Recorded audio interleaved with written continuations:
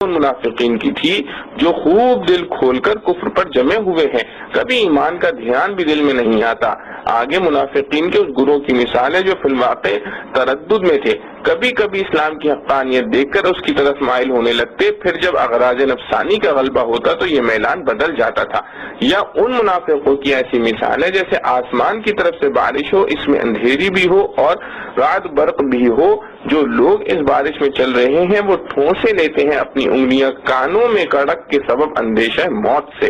اور اللہ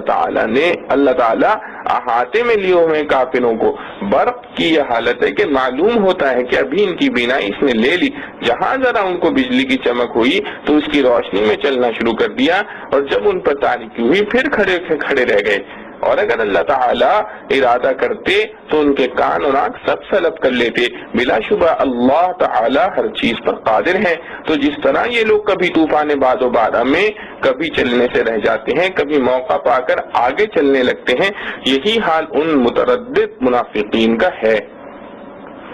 معارف و مسائل، ربط آیات،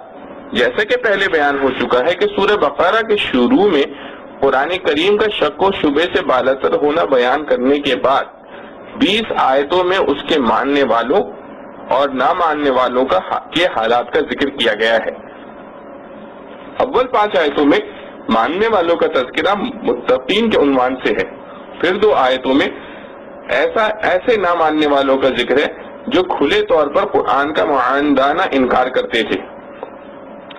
ان 13 آیتوں میں ایسے منکرین و کفار کا ذکر ہے جو ظاہر میں اپنے آپ کو مومن مسلمان کہتے تھے مگر حقیقت میں مومن نہ تھے۔ ان لوگوں کا نام قرآن میں منافقین رکھا گیا ہے۔ مذکورہ بالا آیات میں پہلی 2 آیتوں میں منافقین کے متعلق فرمایا کہ لوگوں میں بعض ایسے بھی ہیں جو کہتے ہیں کہ ہم ایمان لائے اللہ پر، حالانکہ وہ بالکل ایمان والے نہیں، بلکہ وہ چال بازی کرتے ہیں اللہ سے اور ان لوگوں سے جو ایمان لا چکے ہیں، اور واقع میں کسی کے ساتھ بھی چال بازی نہیں کرتے بجز اپنی ذات کے، اور وہ اس کا شعور نہیں رکھتے۔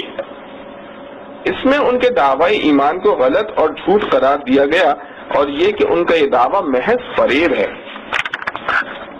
یہ ظاہر ہے کہ اللہ تعالیٰ کو کوئی فریب نہیں دے سکتا، اور غالباً یہ لوگ بھی ایسا نہ سمجھتے ہوں گے کہ ہم اللہ تعالیٰ کو دھوکہ دے سکتے ہیں، مگر رسول اللہ صلی اللہ علیہ وسلم اور مسلمانوں کے ساتھ ان کی چال بازی کو ایک حیثیت سے اللہ تعالیٰ کے ساتھ چال بازی قرار دے کر فرمایا گیا کہ یہ لوگ اللہ تعالیٰ کے ساتھ چال بازی کرتے ہیں۔ اسی لیے اس کا یہ نتیجہ یہ بتلایا گیا کہ یہ بے وقوف اپنے سوا اور کسی کے ساتھ چال بازی نہیں کر رہے ہیں، کیونکہ اللہ جل شانہ تو ہر دھوکہ و فریب سے بالاتر ہی ہیں۔ ان کے رسول اور مومنین بھی وحی الہی کی وجہ سے ہر دھوکے فریب سے محفوظ ہو جاتے ہیں، کوئی نقصان ان کو نہیں پہنچتا۔ البتہ ان کے دھوکے فریب کا وبال دنیا و آخرت میں خود انہی پر پڑتا ہے۔ 30 آیت میں فرمایا کہ ان کے دلوں میں بڑا مرض ہے، سو اور بھی بڑھا دیا اللہ نے ان کے مرض کو۔ مرض اور بیماری اس کیفیت کو کہتے ہیں جس سے انسان اپنے اعتدال مناسب سے نکل جائے اور اس کے افعال میں خلل پیدا ہو جائے، جس کا آخری نتیجہ ہلاکت اور موت ہوتا ہے۔ قرآن و حدیث کی اصطلاح میں ان نفسانی کیفیات کو بھی مرض کہا جاتا ہے جو نفس انسانی کے کمال میں خلل انداز ہوں، اور جن کی وجہ سے انسان اپنے انسانی اعمال سے محروم ہوتا چلا جائے، جس کا آخری نتیجہ روحانی موت و ہلاکت ہے۔ حضرت جنید بغدادی رحمۃ اللہ علیہ نے فرمایا کہ دلوں کے امراض خواہشات نفسانی کے اتباع سے پیدا ہوتے ہیں، جیسے بدن انسان کے امراض اخلاق انسان کی بے اعتدالی سے پیدا ہوتے ہیں۔ اس آیت میں ان کے دلوں میں مخفی کفر کو مرض فرمایا گیا ہے جو روحانی اور جسمانی دونوں اعتبار سے بڑا مرض ہے۔ روحانی مرض ہونا تو ظاہر ہے کہ اول تو اپنے پیدا کرنے والے پالنے والے کی ناشکری اور اس کے احکام سے سرکشی، جس کا نام کفر ہے، یہ خود روح انسانی کے لیے سب سے بڑا مرض اور شرافت انسانی کے لیے بدترین داغ ہے۔ دوسرے دنیا کی ذلیل اغراض کی خاطر اس کو چھپاتے رہنا اور اپنے دل کی بات کو ظاہر کرنے کی جرأت بھی نہ ہونا، یہ دوسری ذناعت ہے جو روح کا بہت بڑا مرض ہے۔ اور نفاق کا جسمانی مرض ہونا اس بنا پر ہے کہ منافق کے دل میں ہمیشہ یہ دغدغہ رہتا ہے کہ کہیں میرا اصلی حال نہ کھل جائے. شب و روز اس کی فکر میں رہنا خود ایک جسمانی مرض ہے. اس کے علاوہ اس مرض کا لازمی نتیجہ حسد ہے کہ مسلمانوں کی ترقی کو دیکھ کر منافق کو جلن ہوگی، مگر وہ مسکین اپنے دل کی سوزش کا اظہار بھی نہیں کر سکتا. یہ اسباب ان کے جسمانی مرض بھی بن جاتے ہیں. اور یہ جو فرمایا کہ اللہ تعالیٰ نے ان کا مرض اور بھی بڑھا دیا، اس کا مطلب یہی ہے کہ یہ لوگ اسلام اور مسلمانوں کی ترقی سے جلتے ہیں اور اللہ تعالیٰ کو یہ ترقی دینا ہے، اور ہر وقت اس کے مشاہدات ہوتے رہتے ہیں، اس لیے ان کا یہ مرض بڑھتا ہی رہتا ہے. چوتھی اور پانچویں آیتوں میں منافقین کا یہ مغالطہ مذکور ہے کہ فساد کو اصلاح سمجھتے اور اپنے آپ کو مصلح کہتے تھے. قرآن کریم نے واضح کیا کہ فساد و اصلاح زبانی دعووں پر دائر نہیں ہوتے، ورنہ کوئی چور ڈاکو بھی اپنے آپ کو مفسد کہنے کو تیار نہیں، بلکہ مدارکار اس کام پر ہے جو کیا جا رہا ہے. وہ فساد ہے تو کرنے والے کو مفسد ہی کہا جائے گا، خواہ اس کی نیت فساد کی نہ ہو. چھٹی آیت میں منافقین کے سامنے صحیح ایمان کا ایک معیار رکھا گیا کہ آمنو کما آمن الناس، یعنی ایمان لاؤ جیسے ایمان لائے اور لوگ. اس میں لفظ ناس سے مراد بے اتفاق مفسرین صحابہ کرام رضوان اللہ علیہم اجمعین ہیں. اس لفظ میں ناس سے مراد بے اتفاق مفسرین صحابہ کرام رضوان اللہ علیہم اجمعین ہیں، کیونکہ وہی حضرات ہیں جو نزول قرآن کے وقت ایمان لائے تھے کہ اللہ تعالیٰ کے نزدیک صرف وہی ایمان معتبر ہے جو صحابہ کرام رضوان اللہ علیہم اجمعین کے ایمان کی طرح ہو. جن چیزوں میں جس کیفیت کے ساتھ ان کا ایمان ہے اسی طرح کا ایمان دوسروں کا ہوگا تو ایمان کہا جائے گا، ورنہ نہیں. اس سے معلوم ہوا کہ صحابہ کرام رضوان اللہ علیہم اجمعین کا ایمان ایک کسوٹی ہے جس پر باقی ساری امت کے ایمان کو پرکھا جائے گا. جو اس کسوٹی پر صحیح نہ ہو اس کو شرعاً ایمان اور ایسا کرنے والے کو مومن نہ کہا جائے گا. اس کے خلاف کوئی عقیدہ اور عمل خواہ ظاہر میں کتنا ہی اچھا نظر آئے اور کتنی ہی نیک نیتی سے کیا جائے، اللہ کے نزدیک ایمان معتبر نہیں. ان لوگوں نے صحابہ کرام رضوان اللہ علیہم اجمعین کو سفہاء یعنی بے وقوف کہا، اور یہی ہر زمانے کے گمراہوں کا طریقہ رہا ہے کہ جو ان کو صحیح راہ بتلائے اس کو بے وقوف جاہل قرار دیتے ہیں. مگر قرآن کریم نے بتلا دیا کہ در حقیقت وہ خود ہی بے وقوف ہیں کہ ایسی کھلی نشانیوں پر ایمان نہیں رکھتے. ساتویں آیت میں منافقین کے نفاق اور دو رخی پالیسی کا اس طرح ذکر کیا گیا ہے کہ یہ لوگ جب مسلمانوں سے ملتے تو کہتے تھے کہ ہم مومن مسلمان ہو گئے، اور جب اپنی قوم کے کافر لوگوں سے ملتے تو کہتے تھے کہ ہم تو تمہارے ہی ساتھ ہیں اور تمہاری قوم کے فرد ہیں، اور مسلمانوں کے ساتھ تو محض تمسخر و استہزاء کے لیے یعنی ان کو بے وقوف بنانے کے لیے ملتے ہیں. آٹھویں آیت میں ان کی اس احمقانہ گفتگو کا جواب ہے کہ یہ بے شعور سمجھتے ہیں کہ ہم مسلمانوں سے استہزاء کرتے ہیں اور ان کو بے وقوف بنا رہے ہیں، حالانکہ در حقیقت خود بے وقوف بن رہے ہیں، اور اللہ تعالی نے اپنے حلم و کرم سے ان کو ڈھیل دے کر خود انہی کے استہزاء کا سامان کر دیا ہے کہ ظاہر میں کسی عذاب کے نہ آنے سے وہ اور غفلت میں پڑ گئے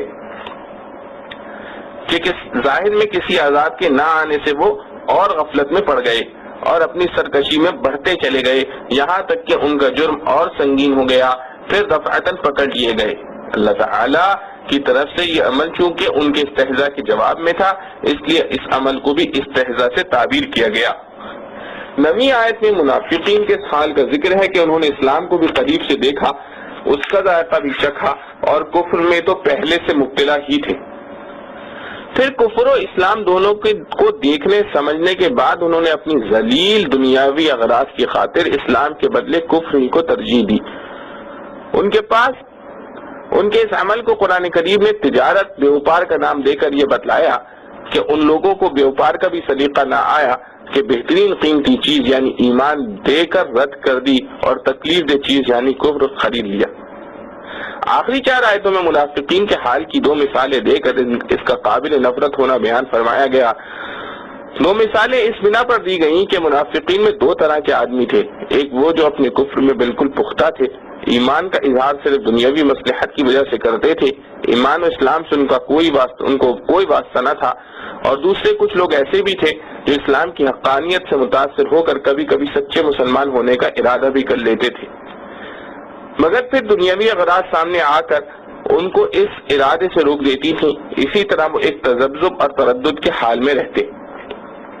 اسی مضمون کے ضمن میں ان ظالموں کو یہ تنبیہ بھی کر دی گئی کہ وہ سب کے سب اللہ تعالیٰ کے احاطہ قدرت سے باہر نہیں، ہر وقت ہر حال میں ہلاک بھی کر سکتے ہیں اور بینائی اور شنوائی کی طاقتیں بھی سلب کر سکتے ہیں۔ یہ 13 آیتیں منافقین کے حال و مثال پر مشتمل ہیں، ان میں بہت سے احکام و مسائل اور اہم ہدایات بھی ہیں۔ نمبر 1، کیا کفر و نفاق عہد نبوی صلی اللہ علیہ وسلم کے ساتھ مخصوص تھا یا اب بھی موجود ہے؟ اس معاملے میں صحیح یہ ہے کہ منافق کے نفاق کو پہچاننا اور اس کو منافق قرار دینا 2 طریقوں سے ہوتا تھا۔ ایک یہ کہ اللہ تعالیٰ جل جلالہ و عم نوالہ نے اپنے رسول صلی اللہ علیہ وسلم کو بذریعہ وحی بتلا دیا کہ فلاں شخص دل سے مسلمان نہیں، منافق ہے۔ دوسرے یہ کہ اس کے کسی قول و فعل سے کسی عقیدہ اسلام کے خلاف کوئی بات یا اسلام کی مخالفت کا کوئی عمل ظاہر اور ثابت ہو جائے۔ حضرت صلی اللہ علیہ وسلم کی وفات کے بعد انقطاع وحی کے سبب ان کے پہچاننے کی پہلی صورت تو باقی نہ رہی، مگر دوسری صورت اب بھی موجود ہے۔ جس شخص کے کسی قول و فعل سے اسلامی قطعی عقائد کی مخالفت یا ان پر استہزاء یا تحریف ثابت ہو جائے مگر وہ اپنے ایمان و اسلام کا مدعی بنے تو وہ منافق سمجھا جائے گا۔ ایسے منافق کا نام قرآن کی اصطلاح میں ملحد ہے، الذین یلحدون فی آیاتنا، اور حدیث میں اس کو زندیق کے نام سے موسوم کیا گیا ہے، مگر چونکہ اس کا کفر دلیل سے ثابت اور واضح ہو گیا اس لیے اس کا حکم سب کفار جیسا ہو گیا، الگ کوئی حکم اس کا نہیں ہے۔ اسی لیے علماء امت نے فرمایا کہ رسول اللہ صلی اللہ علیہ وسلم کے بعد منافقین کا قضیہ ختم ہو گیا، اب جو مومن نہیں وہ کافر کہلائے گا۔ حضرت امام مالک رحمۃ اللہ علیہ سے عمدہ شرح بخاری میں نقل کیا گیا ہے کہ بعد زمان نبوت کے نفاق کی یہی صورت ہے جس کو پہچانا جا سکتا ہے اور ایسا کرنے والے کو منافق کہا جا سکتا ہے۔ نمبر 2، ایمان و کفر کی حقیقت۔ آیات مذکورہ میں غور کرنے سے ایمان و اسلام کی پوری حقیقت واضح ہو جاتی ہے اور اس کے بالمقابل کفر کی بھی، کیونکہ ان آیات میں منافقین کی طرف سے ایمان کا دعویٰ آمنا باللہ میں اور قرآن کریم کی طرف سے ان کے دعوے کا غلط ہونا وما ہم مؤمنین میں ذکر کیا گیا ہے۔ یہاں چند باتیں غور طلب ہیں۔ اول یہ کہ جن منافقین کا حال قرآن کریم میں بیان فرمایا گیا ہے وہ اصل میں یہودی تھے، اور اللہ تعالیٰ اور روز قیامت پر ایمان لانا یہود کے مذہب میں بھی ثابت اور مسلم ہے، اور جو چیز ان کے عقیدے میں نہیں تھی یعنی رسول اللہ صلی اللہ علیہ وسلم کی رسالت و نبوت کو ماننا اور آپ صلی اللہ علیہ وسلم پر ایمان لانا، اس کو انہوں نے اپنے بیان میں ذکر نہیں کیا، بلکہ صرف 2 چیزیں ذکر کی، ایمان باللہ، ایمان بالیوم الآخر، جس میں ان کو جھوٹا نہیں کہا جا سکتا۔ پھر قرآن کریم میں ان کو جھوٹا قرار دینا اور ان کے ایمان کا انکار کرنا کس بنا پر ہے؟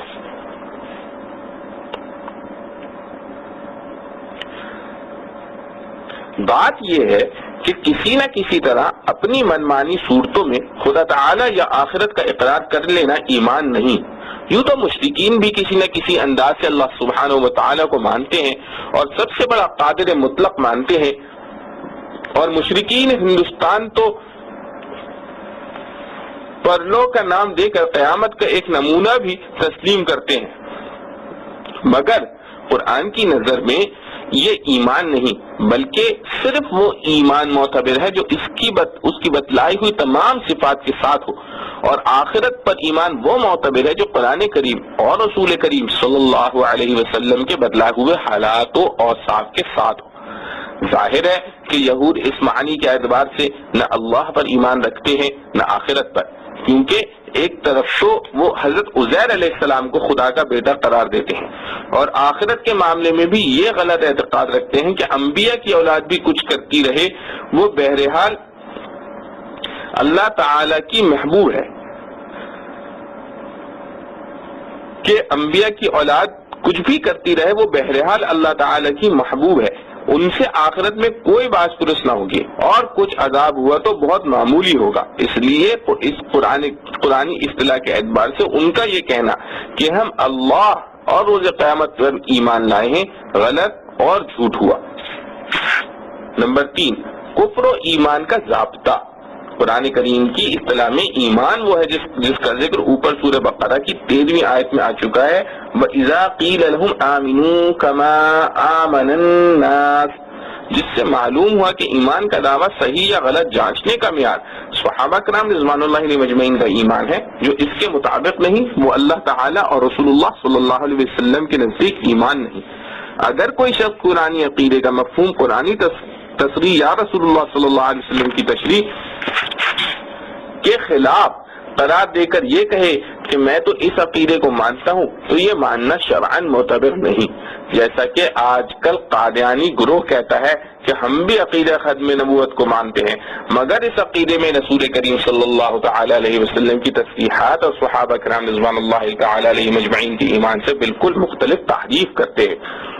مرزا غلام احمد کی نبوت کے لیے جگہ نکالتے ہیں۔ قرآن کریم کی اس تصریح کے مطابق وہ اسی کے مستحق ہیں کہ ان کو ما ہم بمؤمنین کہا جائے، یعنی وہ ہرگز مومن نہیں۔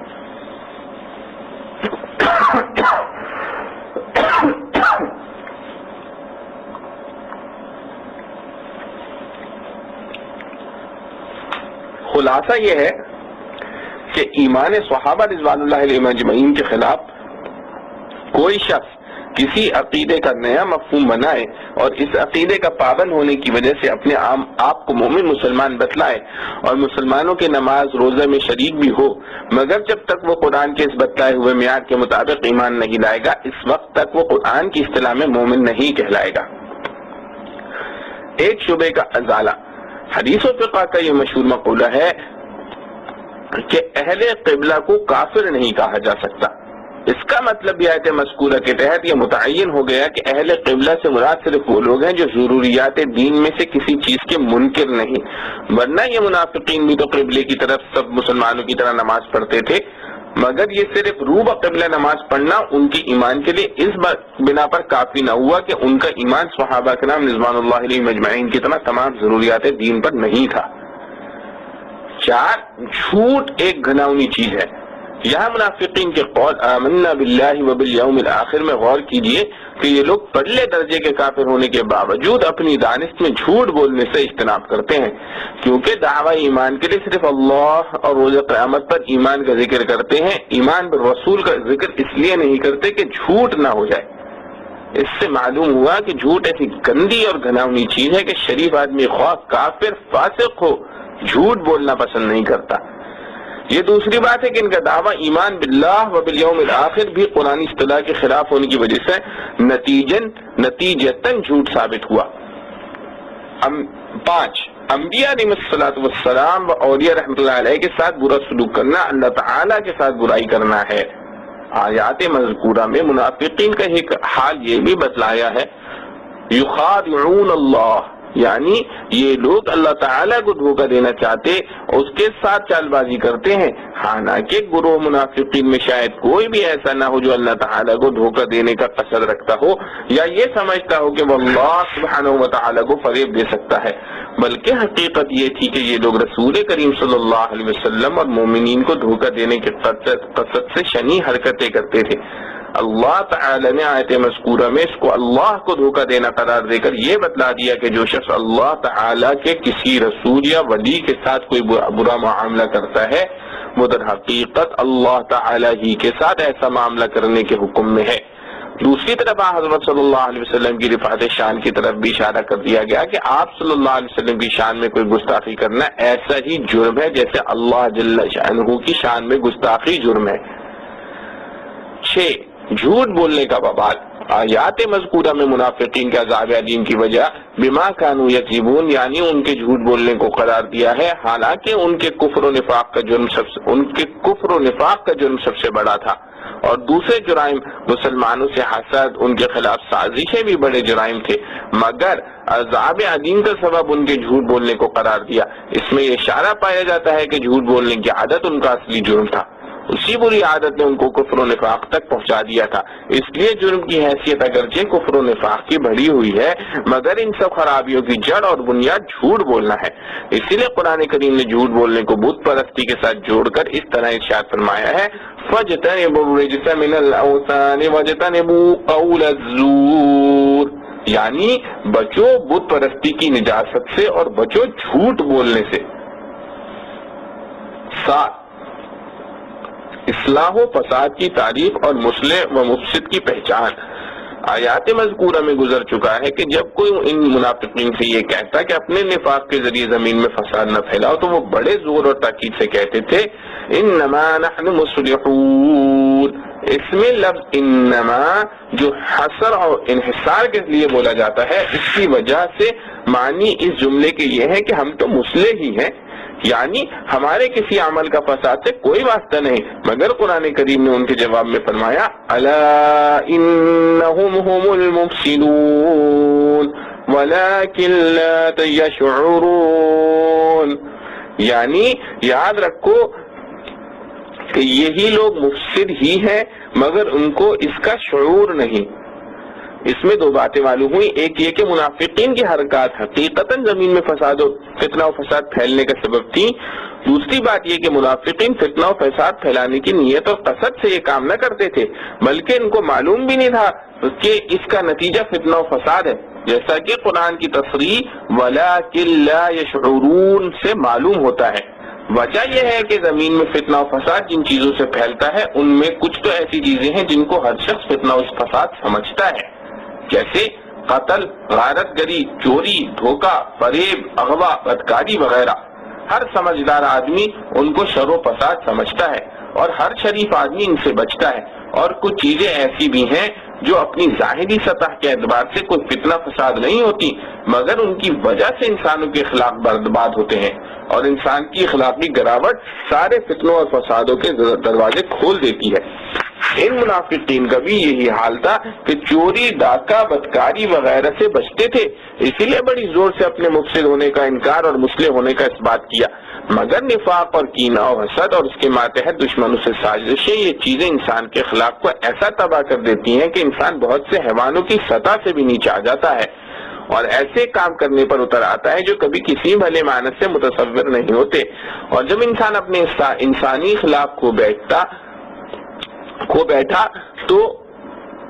انسانی زندگی کے ہر شعبے میں فساد آ جاتا ہے، فساد بھی ایسا عظیم جو نہ درندے جانوروں سے متوقع ہے نہ ڈاکوؤں اور چوروں سے، کیونکہ ان کے فساد کو قانون اور حکمت کی طاقت سے روکا جا سکتا ہے، مگر قانون تو انسان ہی جاری کرتے ہیں۔ جب انسان نہ رہا تو قانون کی جو گد بنے گی اس کا تماشا آج کھلی آنکھوں ہر شخص، ہر محکمے اور ہر ادارے میں دیکھتا ہے۔ آج دنیا کا تمدن ترقی پذیر ہے، تعلیم و تعلم کے اداروں کا جال گاؤں گاؤں تک پھیلا ہوا ہے، تہذیب کے الفاظ ہر شخص کی زبان پر ہے، قانون سازی کی مجلسوں کا بازار گرم ہے، تنفیذ قانون کے بے شمار ادارے اربوں روپے کے خرچ سے قائم ہیں، دوسری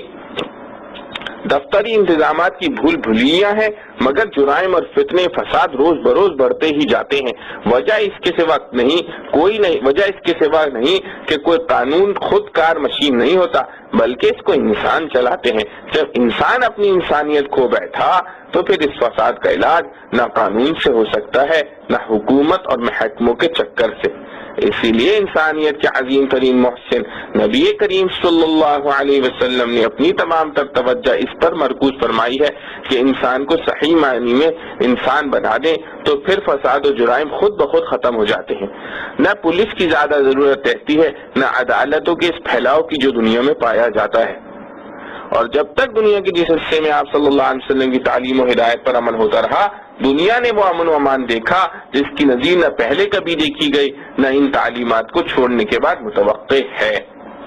نبی کریم صلی اللہ علیہ وسلم کی تعلیمات پر عمل کی روح ہے اللہ تعالیٰ کا خوف اور قیامت کے حساب و کتاب کی فکر۔ اس کے بغیر کوئی قانون و دستور اور کوئی محکمہ اور کوئی مدرسہ اور یونیورسٹی انسان کو جرائم سے باز رکھنے پر مجبور نہیں کر سکتی۔ آج کی دنیا میں جن لوگوں کے ہاتھ میں اختیار کی بھاگ ہے وہ جرائم کے انسداد کے لیے نئے سے نئے انتظام کو تو سوچتے ہیں، مگر اس روح انتظام یعنی خوف خدا سے نہ صرف غفلت برتتے ہیں بلکہ اس کو فنا کرنے کے اسباب مہیا کرتے ہیں، جس کا لازمی نتیجہ ہمیشہ یہی سامنے آتا رہتا ہے کہ مرض بڑھتا گیا جوں دوا کی۔ کھلے طور پر فساد مچانے والے چوروں، غارت گروں، کا علاج سہل ہے، مگر ان انسانیت فراموش انسانوں کا فساد ہمیشہ برنگ اصلاح ہوتا ہے۔ وہ کوئی دلچسپ دل فریب اصلاحی اسکیم بھی سامنے رکھ لیتے ہیں اور خالص ذاتی اغراض فاسدہ کو اصلاح کا رنگ دے کر انما نحن مصلحون کے نعرے لگاتے رہتے ہیں۔ اسی لیے حق تعالی سبحانہ نے جہاں فساد سے روکا ہے اس کے ساتھ ہی یہ بھی فرما دیا واللہ یعلم المفسد من المصلح، یعنی اللہ تعالی ہی جانتے ہیں کہ مفسد کون ہے اور مصلح کون، جس میں اشارہ فرما دیا کہ فساد و صلاح کی اصل حقیقت حق تعالی ہی جانتے ہیں، جو دلوں کے حال اور نیتوں سے بھی واقف ہے اور ہر عمل کے خواص و نتائج کو بھی جانتے ہیں کہ اس کا نتیجہ صلاح ہوگا یا فساد۔ اس لیے اصلاح کے لیے صرف نیت اصلاح کافی نہیں بلکہ عمل کا رخ بھی شریعت کے مطابق ہونا ضروری ہے۔ بعض اوقات کوئی عمل پوری نیک نیتی اور اصلاح کی قصد سے کیا جاتا ہے مگر اس کا اثر فساد و فتنہ ہوتا ہے۔ وآخر دعوانا ان الحمد للہ رب العالمین۔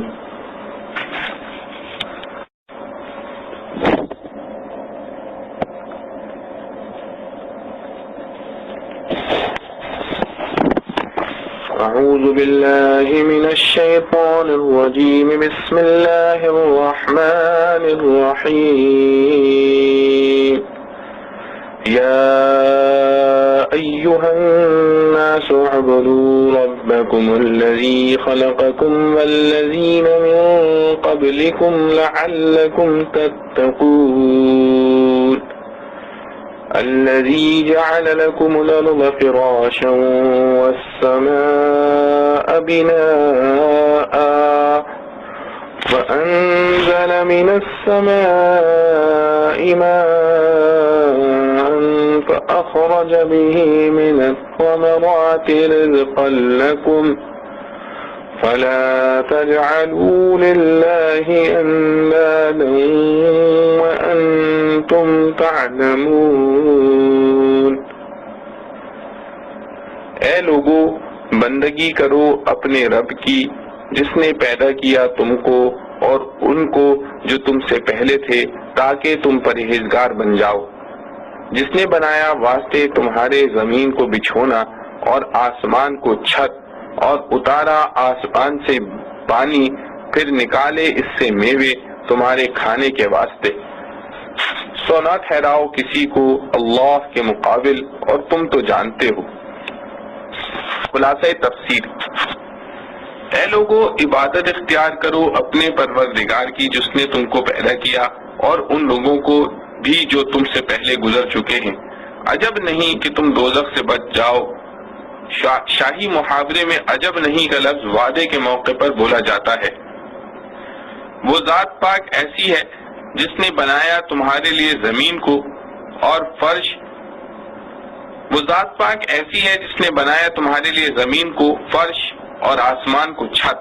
اور برسایا آسمان سے پانی، پھر پردہ عدم سے نکالا بذریعہ اس پانی کے پھلوں سے غذا کو تم لوگوں کے واسطے۔ اب تو مت ٹھہراؤ اللہ پاک کے مقابل اور تم تو جانتے بوجھتے ہو، یعنی یہ جانتے ہو کہ یہ تمام تصرفات خدا تعالی کے سوا کوئی کرنے والا نہیں، پھر خدا کے مقابلے میں دوسری چیزوں کو معبود بنانا کیسے درست ہو سکتا ہے؟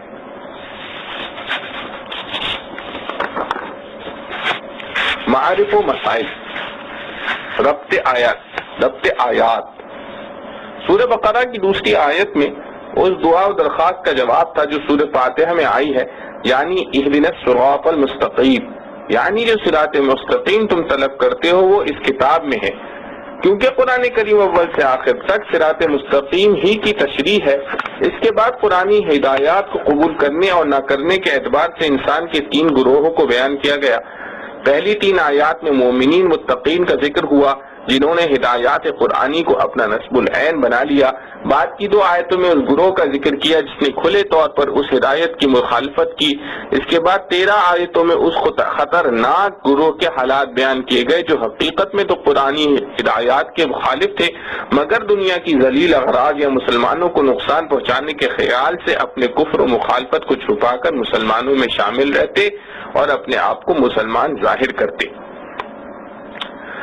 اسی طرح سورہ بقرہ کی ابتدائی 20 آیتوں میں ہدایت کے قبول کرنے اور نہ کرنے کے معیار پر کل انسانوں کو 3 گروہوں میں بانٹ دیا گیا، جس میں اس طرف بھی اشارہ پایا گیا کہ انسانوں کی گروہی اور قومی تقسیم نسب اور وطن یا زبان اور رنگ کی بنیادوں پر معقول نہیں، بلکہ اس کی صحیح تقسیم مذہب کی بنیاد پر ہے کہ اللہ تعالی اور اس کی ہدایات کو ماننے والے ایک قوم اور نہ ماننے والے دوسری قوم، جن کو سورہ مجادلہ میں حزب اللہ اور حزب الشیطان کا نام دیا گیا۔ غرض سورہ بقرہ کی ابتدائی 20 آیتوں میں قرآنی ہدایات کو ماننے یا ماننے کی بنیاد پر انسان کو 3 قوموں میں تقسیم کر کے ہر ایک کا کچھ حال بیان فرمایا گیا۔ اس کے بعد مذکورہ 21ویں اور 22ویں آیتوں میں 3 گروہوں کو خطاب کر کے وہ دعوت پیش کی گئی جس کے لیے قرآن نازل ہوا،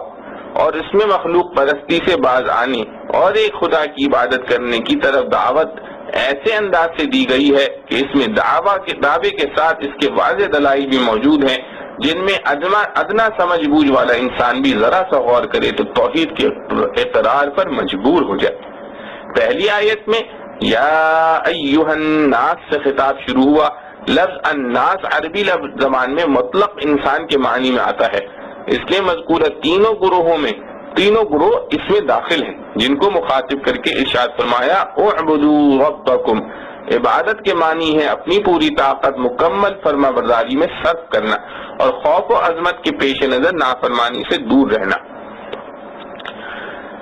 اور لفظ رب کے معنی پروردگار کے ہیں، جس کی پوری تشریح پہلے گزر چکی ہے۔ ترجمہ یہ ہوا کہ عبادت کرو اپنے رب کی۔ یہاں پر لفظ رب کی جگہ لفظ اللہ یا اسماء حسنہ میں سے کوئی اور نام بھی لایا جا سکتا تھا، مگر ان میں سے اس جگہ لفظ رب کا انتخاب کرنے میں یہ حکمت ہے کہ اس مختصر سے جملے میں دعوے کے ساتھ دلیل بھی آ گئی، کیونکہ عبادت کی مستحق صرف وہ ذات ہو سکتی ہے جو انسان کی پرورش کی کفیل ہو، جو اس کو ایک قطرے سے تدریجی تربیت کے ساتھ ایک بھلا چنگا سمیع و بصیر عقل و ادراک والا ماہر انسان بنا دے اور اس کی بقا و ارتقاء کے وسائل مہیا کرے۔ اور یہ ظاہر ہے کہ انسان کتنا ہی جاہل ہو اور اپنی بصیرت کو برباد کر چکا ہو، جب بھی ذرا غور کرے گا تو اس کا یقین کرنے میں اسے ہرگز تعمل نہیں ہوگا کہ یہ شان ربوبیت بجز حق تعالی کے اور کسی میں نہیں، اور انسان پر یہ مربیانہ انعامات نہ کسی پتھر کے تراشے ہوئے بت نے کیے ہیں اور نہ کسی اور مخلوق نے، اور وہ کیسے کرتے جبکہ وہ سب خود اپنے وجود اور بقا میں اسی ذات واحد کے محتاج ہیں۔ ایک محتاج دوسرے محتاج کی کیا حاجت روائی کر سکتا ہے، اور اگر ظاہری طور پر کرے بھی تو وہ بھی در حقیقت اسی ذات کی تربیت ہوگی جس کی طرف یہ دونوں محتاج ہیں۔ خلاصہ یہ ہے کہ اس جگہ لفظ رب لا کر یہ واضح کر دیا گیا کہ جس ذات کی عبادت کی طرف دعوت دی گئی ہے اس کے سوا کوئی دوسری ہستی عبادت کی مستحق ہو ہی نہیں سکتی۔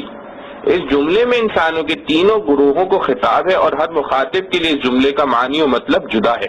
مثلا جب کہا گیا کہ اپنے رب کی عبادت کرو تو کفار کے لیے اس مخاطب کے معنی یہ ہوئے کہ مخلوق پرستی چھوڑ کر توحید اختیار کرو، اور منافقین کے لیے اس کے یہ معنی ہوئے کہ نفاق چھوڑ کر اخلاص پیدا کرو۔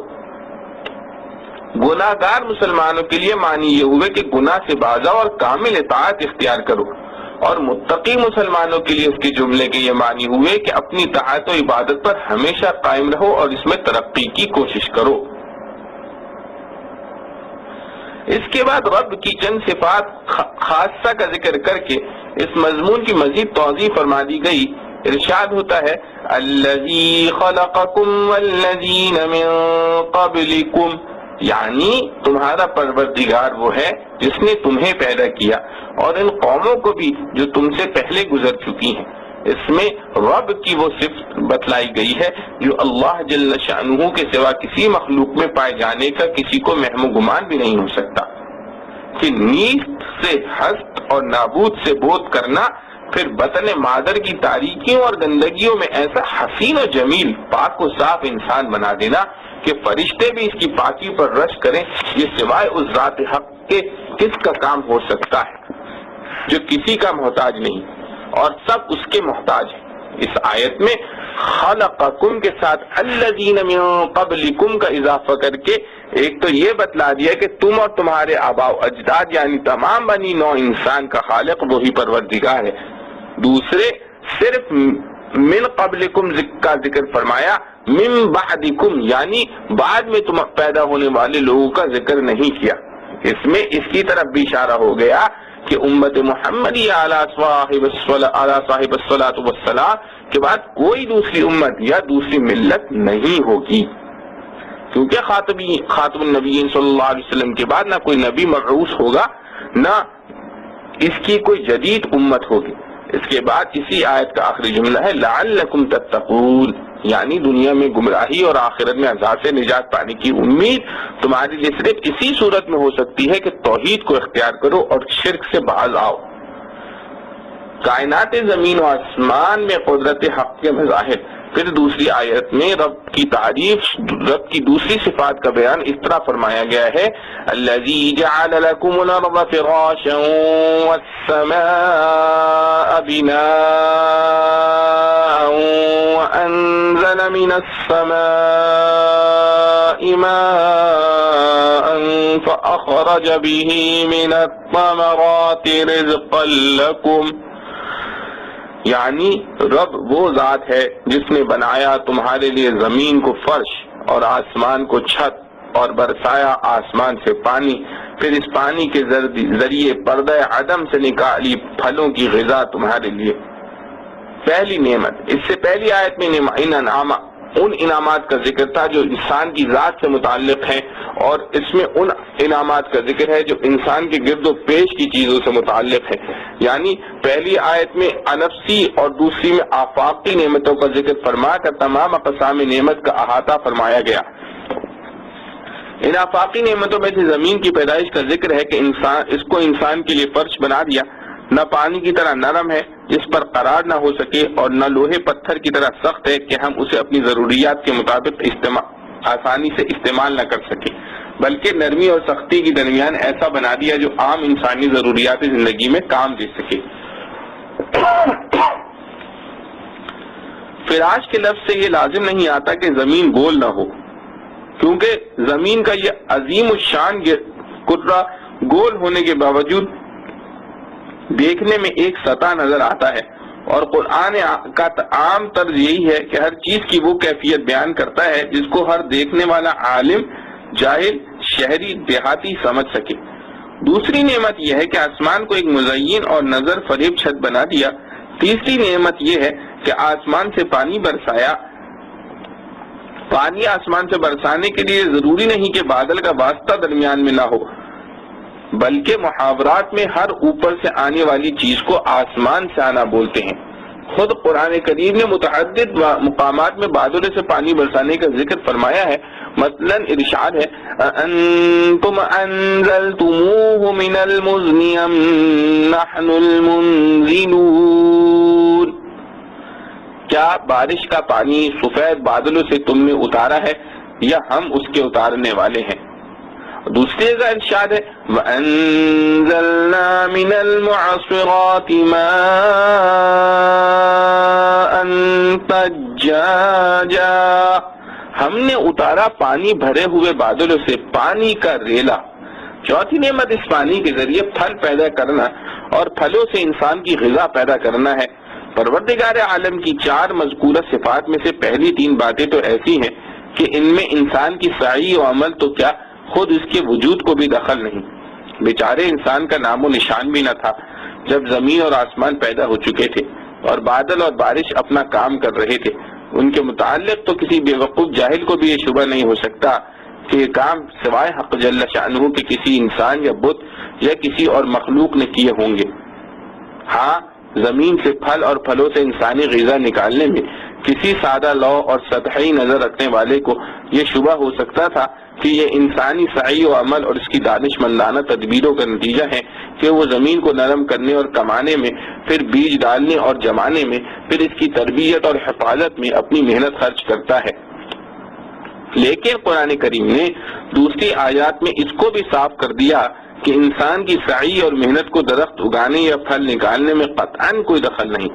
بلکہ اس کی ساری تدبیروں اور محنتوں کا حاصل رکاوٹوں کو دور کرنے سے زیادہ کچھ نہیں۔ یعنی انسان کا کام صرف اتنا ہی ہے کہ پیدا ہونے والے درخت کی راہ سے رکاوٹیں دور کرے اور بس۔ غور کیجئے کہ زمین کا کھودنا، اس میں ہل چلانا، اس میں جھاڑ جھنکار کو دور کرنا، اس میں کھاد ڈال کر زمین کو نرم کرنا جو کاشتکاروں کا ابتدائی کام ہے، اس کا حاصل اس کے سوا کیا ہے کہ بیج یا گٹھلی کے اندر جو نازک کونپل قدرت خداوندی سے نکلے گی، زمین کی سختی یا کوئی جھاڑ جھنکار اس کی راہ میں حائل نہ ہو جائیں۔ بیچ میں سے کوپل نکالنے اور اس میں پھول پتیاں پیدا کرنے میں اس بیچارے کاشتکار کی محنت کا کیا دخل ہے؟ اسی طرح کاشتکار کا دوسرا کام زمین میں بیج ڈالنا، پھر اس کی حفاظت کرنا، پھر جو کوپل نکلے اس کی سردی، گرمی اور جانوروں سے حفاظت کرنا ہے۔ اس کا حاصل اس کے سوا کیا ہے کہ قدرت خداوندی سے پیدا ہونے والے کوپلوں کو ضائع ہونے سے بچایا جائے۔ ان سب کاموں کو کسی درخت کے نکلنے یا پھلنے پھولنے میں بجز رفع موانع کے اور کیا دخل ہے؟ ہاں، پانی سے جمنے والے بیج کی، اس سے نکلنے والے درخت کی غذا تیار ہوتی ہے اور اسی سے وہ پھلتا پھولتا ہے، لیکن پانی کاشتکار کا پیدا کیا ہوا نہیں۔ اس میں بھی کاشتکار کا کام صرف اتنا ہے کہ قدرت کے پیدا کیے ہوئے پانی کو قدرت ہی کے پیدا کیے ہوئے درخت تک ایک مناسب وقت میں اور مناسب مقدار میں پہنچا دے۔ آپ نے دیکھ لیا کہ درخت کی پیدائش اور اس کے پھلنے پھولنے میں اول سے آخر تک انسان کی محنت اور تدبیر کا اس کے سوا کوئی اثر نہیں کہ نکلنے والے درخت کے راستے میں روڑے ہٹا دے یا اس کو ضائع ہونے سے بچا لے۔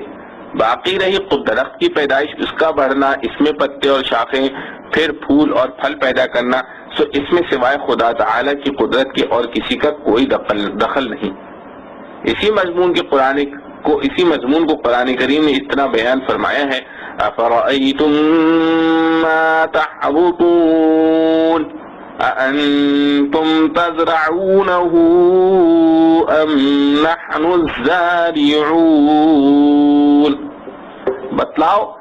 جو کچھ تم بوتے ہو اسے تم اگاتے ہو یا ہم اگانے والے ہیں؟ قرآن کے اس سوال کا جواب انسان کے پاس بجز اس کے اور کیا ہے کہ بلا شبہ اللہ تعالیٰ ہی ان سب درختوں کو اگانے والے ہیں۔ اس تفصیل سے یہ واضح ہو گیا کہ جس طرح زمین اور آسمان کی پیدائش اور برق و باران کے منظم سلسلہ کار میں انسانی سعی و محنت کا کوئی دخل نہیں، اسی طرح کھیتی اور درختوں کے پیدا ہونے اور ان سے پھول پھل نکلے اور ان سے انسان کی غذائیں تیار ہونے میں بھی اس کا دخل صرف برائے نام ہے۔ در حقیقت میں یہ سب کاروبار صرف حق تعالی کی قدرت کاملہ اور حکمت بالغہ کا نتیجہ ہے۔ خلاصہ یہ ہے کہ اس آیت میں حق تعالی جل شانہ کی ایسی 4 صفات کا بیان ہے جو سوائے اس کے اور کسی مخلوق میں پائی ہی نہیں جا سکتی، اور جب ان دونوں آیتوں سے یہ معلوم ہو گیا کہ انسان کو عدم سے وجود میں لانا، پھر اس کی بقا و ترقی کے سامان زمین اور آسمان، بارش اور پھل پھول کے ذریعے مہیا کرنا سوائے ذات حق جل شانہ کے اور کسی کا کام نہیں، تو ہر ادنا سمجھ بوجھ رکھنے والے انسان کو اس پر یقین کرنے کے سوا کوئی چارہ نہیں رہتا کہ عبادات و اطاعت کے لائق اور مستحق بھی صرف وہی ذات ہے، اور اس سے بڑا کوئی ظلم نہیں کہ انسان کو بود و جود اور اس کے بقا و ارتقاء کے سارے سامان تو اللہ تعالیٰ پیدا کرے اور غافل انسان دوسروں کی چوکھٹوں کو سجدہ کرتا پھرے، دوسری چیزوں کی بندگی میں مشغول ہو جائے۔ مولانا رومی رحمۃ اللہ علیہ نے اسی غافل انسان کی زبان پر فرمایا ہے: نعمتت را خوردہ اسیاں میں کنم، نعمت از تو من بغیر می تنم۔ اللہ تعالیٰ جل شانہ نے اس کو اپنی ساری مخلوقات کا سردار اس لیے بنایا تھا کہ ساری کائنات اس کی خدمت کرے اور یہ صرف رب کائنات کی خدمت اور عبادت میں مشغول رہے اور کسی کی طرف نظر نہ کرے۔ اس کا یہ رنگ ہو جائے: بغض راز یاد گل و گلبن کے ہیچم یاد نیست، در زمین و آسمان جز ذکر حق آباد نیست۔ لیکن غافل انسان نے اپنی حماقت سے اللہ تعالیٰ ہی کو بھلا دیا تو اسے ایک خدا کی غلامی کے بجائے 70 کروڑ دیوتاؤں کی غلامی کرنا پڑی۔ ایک در چھوڑ کے ہم ہو گئے لاکھوں کے غلام، ہم نے آزادی عرفی کا نہ سوچا انجام۔ اسی غیروں کی غلامی سے نجات دلانے کے لیے اس آیت کے آخر میں حق تعالی نے ارشاد فرمایا: فلا تجعلوا للہ اندادا وانتم تعلمون، اب تو مت ٹھہراؤ اللہ کا مقابل اور تم تو جانتے بوجھتے ہو، یعنی جب تم نے یہ جان لیا کہ تم کو نیز صحت کرنے والا، تمہاری تربیت اور پرورش کے سامان مہیا کر کے ایک قطرے سے حسین و جمیل، حساس اور عاقل انسان بنانے والا، تمہارے رہن سہن کے لیے زمین اور دوسری ضروریات کے لیے آسمان بنانے والا، آسمان سے پانی برسانے والا، پانی سے پھل اور پھل سے غذا مہیا کرنے والا بجز حق تعالی کے کوئی نہیں، تو عبادت و بندگی کا مستحق دوسرا کون ہو سکتا ہے کہ اس کو خدا کا مقابل یا صحیح و شریک ٹھہرایا جائے؟ اگر ذرا بھی غور کیا جائے تو اس جہاں میں اس سے بڑھ کر کوئی ظلم اور بے وقوفی اور بے عقلی نہیں ہو سکتی کہ خدا تعالی کو چھوڑ کر مخلوق سے دل لگایا جائے اور اس پر بھروسہ کیا جائے۔ خلاصہ یہ ہے کہ ان دونوں آیتوں میں اس چیز کی دعوت دی گئی ہے جو تمام آسمانی کتابوں اور تمام انبیاء علیہ السلام کے بھیجنے کا اصل مقصد ہے، یعنی صرف ایک خدا کی عبادت و بندگی جس کا نام توحید ہے، اور یہ وہ انقلابی نظریہ ہے جو انسان کے تمام اعمال و احوال اور اخلاق و معاشرت پر گہرا اثر رکھتا ہے، کیونکہ جو شخص یہ یقین کرے کہ تمام عالم کا خالق و مالک اور تمام نظام عالم میں متصرف اور تمام چیزوں پر قادر صرف ایک ذات ہے، بغیر اس کی مشیت اور ارادے کے نہ کوئی ذرہ حرکت کر سکتا ہے، نہ کوئی کسی کو نفع یا نقصان پہنچا سکتا ہے، تو اس کی پوری توجہ ہر مصیبت و راحت اور ہر تنگی و فراخی میں صرف ایک ذات کی طرف ہو جائے گی، اور اس کو وہ بصیرت حاصل ہو جائے گی جس کے ذریعے وہ اسباب ظاہرہ کی حقیقت کو پہچان لے گا کہ یہ سلسلہ اسباب در حقیقت ایک پردہ ہے جس کے پیچھے دست قدرت کار فرما ہے۔ برق اور بھاپ کے پوجنے والے دانیان یورپ اگر اس حقیقت کو سمجھ لیں تو انہیں معلوم ہو جائے کہ برق اور بھاپ سے آگے بھی کوئی حقیقت ہے، اور حقیقی پادت اور طاقت نہ برق میں ہے نہ بھاپ میں، بلکہ سب طاقتور قوتوں کا سرچشمہ اسی ذات حق تعالی کے ہاتھ میں ہے جس نے یہ برق اور بھاپ پیدا کی۔ اس کو سمجھنے کے لیے بصیرت چاہیے، اور جس نے اس حقیقت کو نہیں سمجھا وہ دنیا میں کتنا ہی دانش مند و فلاسفر کہلاتا ہو، مگر اس کی مثال اس دیہاتی بے وقوف کسی ہے جو کسی ریلوے اسٹیشن پر پہنچا اور دیکھا کہ گارڈ کے ہاتھ میں دو جھنڈیاں سرخ اور سبز ہیں، سب کے دکھلانے سے ریل چلنے لگتی ہے اور سرخ جھنڈی دکھلانے سے ریل تھم جاتی ہے۔ یہ دیکھ کر وہ ان جھنڈیوں ہی کو ڈنڈوت کرنے لگے اور سمجھے کہ جھنڈیاں ہی طاقت کی مالک ہیں۔ اتنی بڑی تیز رفتار پہاڑ کی طرح بوجھل گاڑی کو چلانا اور روکنا ان کا کام ہے۔ جس طرح دنیا اس دیہاتی پر ہنستی ہے کہ اس جاہل کو یہ خبر نہیں کہ جھنڈیاں محض علامت ہے اور کام در حقیقت ڈرائیور کا ہے کہ وہ ریل کو چلاتا ہے اور روکتا ہے، بلکہ اس کا بھی نہیں، مشین کے کل پرزوں کا ہے۔ اور جس نے ذرا نگاہ کو اور گہرا کر لیا تو اسے یہ نظر آ جاتا ہے کہ در حقیقت اس کا چلانا نہ ڈرائیور کا کام ہے، نہ انجن کے کل پرزوں کا، بلکہ اصل طاقت اس اسٹیم کی ہے جو انجن کے اندر پیدا ہو رہی ہے۔ اسی طرح ایک موحد انسان ان سب عقل مندوں پر ہنستا ہے کہ حقیقت کو تم نے بھی نہیں پایا، فکر و نظر کی منزل ابھی اور آگے ہے۔ ذرا نگاہ کو تیز کرو اور غور سے کام لو تو معلوم ہوگا کہ اسٹیم اور آگ و پانی بھی کچھ نہیں، طاقت و قوت صرف اسی ذات کی ہے جس نے آگ اور پانی پیدا کیے ہیں، اور اسی کے مشیت و امر کے ماتحت یہ سب چیزیں اپنی ڈیوٹی ادا کر رہی ہیں۔ کسی کا عمل اس کی نجات اور جنت کا یقینی سبب نہیں۔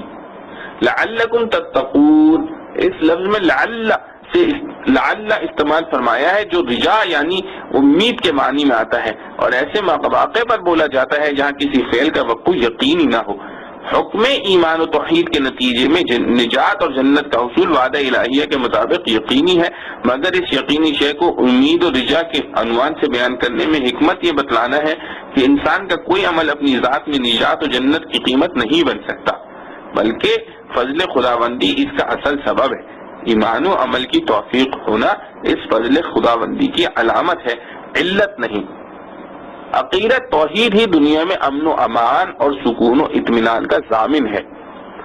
عقیدہ توحید جو اسلام کا سب سے پہلا بنیادی عقیدہ ہے، یہ صرف ایک نظریہ نہیں بلکہ انسان کو صحیح معنی میں انسان بنانے کا واحد ذریعہ ہے، جو انسان کی تمام مشکلات کا حل اور ہر حالت میں اس کے لیے پناہ گاہ اور غم و فکر میں اس کا غم گسار ہے۔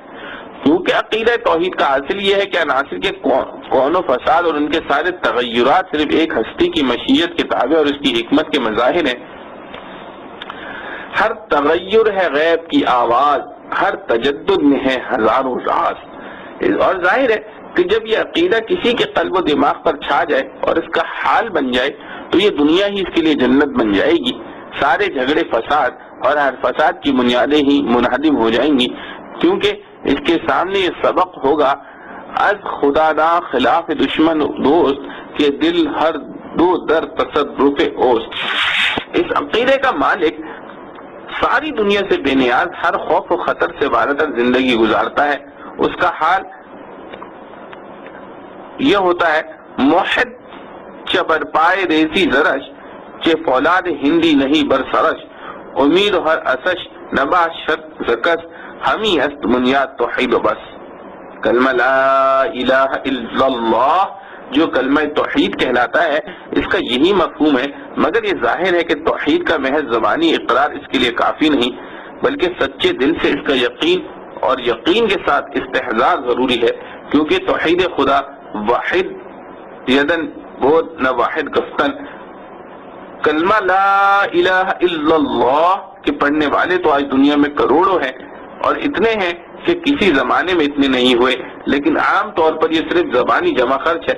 توحید کا رنگ ان میں رچا نہیں، ورنہ ان کا بھی وہی حال ہوتا جو پہلو بزرگوں کا تھا کہ نہ کوئی بڑی سے بڑی قوت و طاقت ان کو مرعوب کر سکتی تھی، نہ کسی قوم کی عددی اکثریت ان پر اثر انداز ہو سکتی تھی، نہ کوئی بڑی سے بڑی دولت و سلطنت ان کے قلوب کو خلاف حق اپنی طرف جھکا سکتی تھی۔ ایک پیغمبر کھڑا ہو کر ساری دنیا کو للکار کر کہہ دیتا تھا کہ تم میرا کچھ نہیں بگاڑ سکتے، کیدونی فلا تنظرون۔ انبیاء علیہ الصلوۃ والسلام کے بعد صحابہ رضوان اللہ علیہم اجمعین و تابعین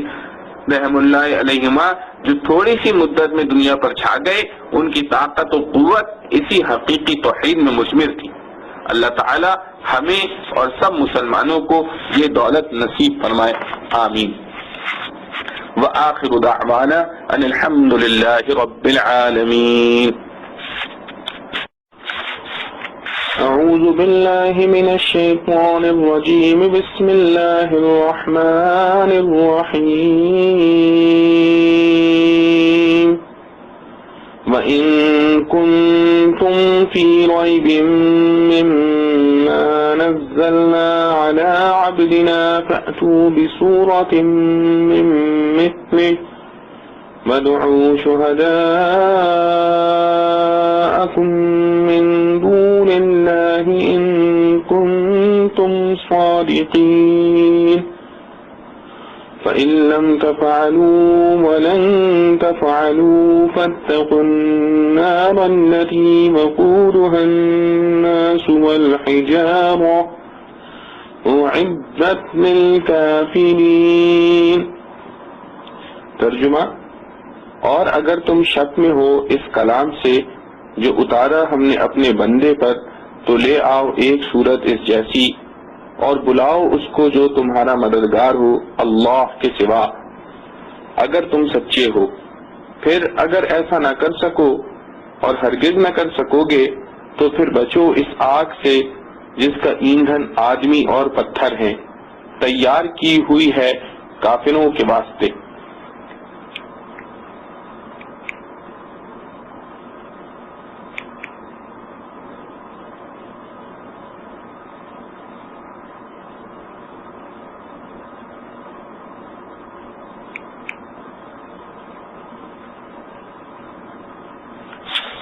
خلاصہ تفسیر: اگر تم لوگ کچھ خلجان میں ہو اس کتاب کی نسبت جو ہم نے نازل فرمائی ہے اپنے بندے خاص پر، تو اچھا پھر تم منا لاؤ ایک محدود ٹکڑا اس کا ہم پلہ ہو، کیونکہ تم بھی عربی زبان جانتے ہو اور اس کی نظم و نثر کے مشتاق ہو۔ پیغمبر صلی اللہ علیہ وسلم نے اس کی کوئی مشق بھی نہیں کی، اور جب اس کے باوجود تم قرآن کے ایک ٹکڑے کی بھی مثل نہ بنا سکو تو بشرط انصاف بے تعمل ثابت ہو جاوے گا کہ یہ معجزہ من جانب اللہ ہے اور آپ صلی اللہ علیہ وسلم اللہ کے پیغمبر ہیں۔ اور بلا لو اپنے حمایتیوں کو جو خدا سے الگ الگ تجویز کر رکھے ہیں اگر تم سچے ہو۔ پھر اگر تم یہ کام نہ کر سکو اور قیامت تک بھی نہ کر سکو گے تو پھر ذرا بچتے رہیو دوزخ سے جس کا ایندھن آدمی اور پتھر ہیں، تیار رکھی ہوئی ہے کافروں کے واسطے۔ معارف و مسائل، ربط آیات و خلاصہ مضمون۔ یہ سورہ بقرہ کی 30ویں اور 24ویں آیتیں ہیں۔ اس سے پہلی 2 آیتوں میں توحید کا ثبوت تھا۔ ان دونوں آیتوں میں رسالت محمد صلی اللہ علیہ وسلم کا اثبات ہے علیہ الصلاۃ والسلام۔ وہ ہدایت جو قرآن لے کر آیا ہے اس کے 2 امور ہیں، توحید اور رسالت۔ پہلی 2 آیتوں میں اللہ تعالیٰ کے چند مخصوص کام ذکر کر کے توحید ثابت کی گئی۔ ان 2 آیتوں میں اللہ تعالیٰ کا کلام پیش کر کے حضرت صلی اللہ علیہ وسلم کی رسالت ثابت فرمائی گئی ہے، اور طریق اثبات دونوں کا ایک ہی ہے کہ پہلی 2 آیتوں میں چند ایسے کام مذکور تھے جو سوائے حق تعالیٰ کے کوئی نہیں کر سکتا، مثلا زمین اور آسمان کا پیدا کرنا، آسمان سے پانی اتارنا، پانی سے پھل پھول پیدا کرنا۔ اور خلاصہ استدلال یہ تھا کہ جب یہ کام اللہ کے سوا کوئی دوسرا نہیں کر سکتا تو مستحق عبادت بھی اس کے سوا کوئی دوسرا نہیں ہو سکتا۔ اور ان دونوں آیتوں میں ایک ایسا کلام پیش کیا گیا ہے جو اللہ تعالی کے سوا کسی دوسرے کا نہیں ہو سکتا، اور نہ کوئی انسانی فرد یا جماعت اس کی مثال و نظیر لا سکتی ہے۔ جس طرح زمین و آسمان کی بناوٹ، پانی برسانے اور اس سے پھل پھول نکالنے سے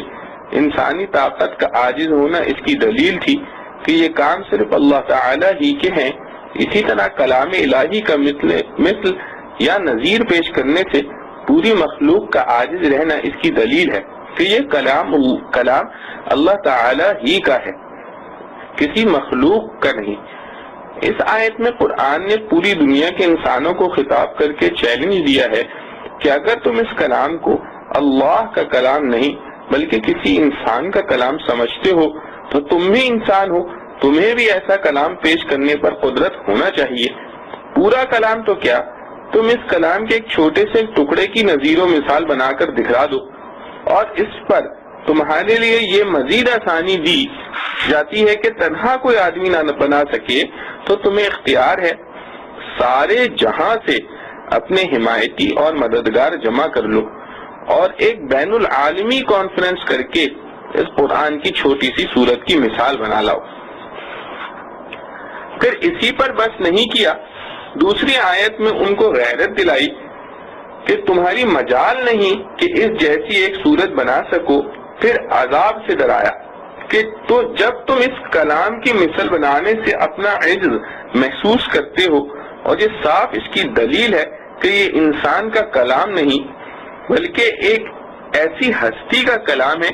جو تمام مخلوق سے مافوق اور بلند و بالا ہے، جس کی قدرت کاملہ سب پر حاوی ہے، تو پھر اس پر ایمان نہ لانا اپنے ہاتھوں جہنم میں اپنا ٹھکانہ کرنا ہے، اس سے بچو۔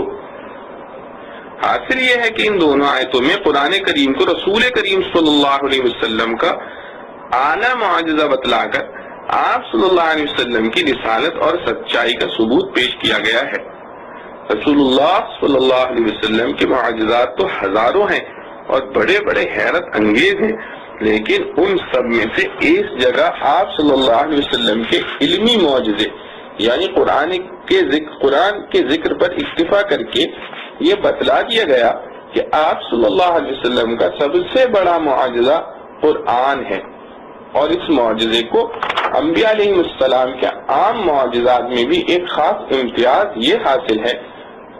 کہ عام دستور یہ ہے کہ ہر نبی و رسول کے ساتھ اللہ تعالی اپنی قدرت کاملہ سے کچھ معجزات ظاہر فرماتے ہیں، مگر یہ معجزات ان رسولوں کے ہاتھوں ظاہر ہوتے ہیں، انہی کے ساتھ ختم ہو جاتے ہیں، مگر قرآن کریم ایک ایسا معجزہ ہے جو قیامت تک باقی رہنے والا ہے۔ وَإِن كُنتُمْ فِي رَيْبٍ، لفظ ریب کا ترجمہ اردو میں شک کا کیا جاتا ہے، مگر امام راغب اصفہانی رحمت اللہ علیہ نے فرمایا کہ در حقیقت ریب ایسے تردد اور وہم کو کہا جاتا ہے جس کی بنیاد کوئی نہ ہو، ذرا غور و تأمل کرنے سے رفع ہو جائے۔ اسی لیے قرآن کریم میں اہل علم سے ریب کی نفی کی گئی ہے اگرچہ وہ مسلمان نہ ہوں، جیسے ارشاد ہے وَلَا يَرْتَابَ الَّذِينَ أُوتُوا الْكِتَابَ وَالْمُؤْمِنُونَ۔ یہی وجہ ہے کہ شروع سورہ بقرہ میں قرآن کریم کے متعلق فرمایا لا ریب فیہ، کہ اس میں کسی ریب کی گنجائش نہیں،